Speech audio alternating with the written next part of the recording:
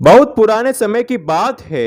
एक गंगा तट पर एक ऋषि का आश्रम था। उनके बहुत से शिष्य थे जिन्हें वह दुनिया भर का ज्ञान देते थे, कई विद्याओं की जानकारी देते थे। उनके अनेक शिष्य में से 4 शिष्य उनके प्रिय थे।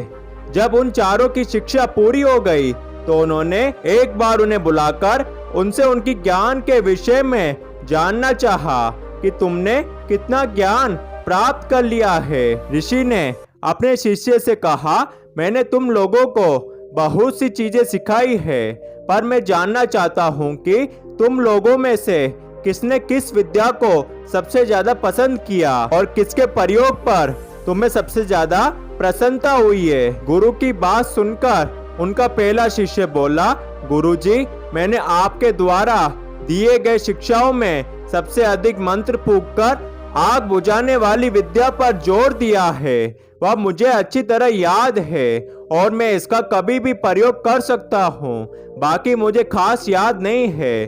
दूसरा शिष्य बोला, गुरुजी, मैंने पानी पर चलने की कला को सीखने और अभ्यास पर ज्यादा जोर दिया है और अब मैं उस पर माहिर हो गया हूँ। आप कभी भी मेरी परीक्षा ले सकते हैं। उनका तीसरा शिष्य बोला, गुरुजी, मैंने तेज आंधी को मंत्र के पल द्वारा शांत करने की कला अच्छी तरह सीख ली है। मैं इस कला में किसी को भी हरा सकता हूँ।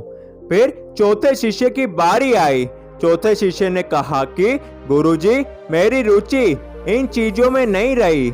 मैं बस मन को वश में रखने की कला ही ढंग से सीख पाया हूँ। मैंने उसी पर अतिरिक्त मेहनत की है। मुझे लगता है हम लोग मन को नियंत्रण में रखकर ही जीवन को सामान्य रूप से जी सकते हैं। चौथे शिष्य की बात सुनकर ऋषि बहुत प्रसन्न हुए। उन्होंने उससे कहा कि पुत्र, वास्तव में तुमने ही सभी शिक्षा की जड़ को पकड़ लिया है।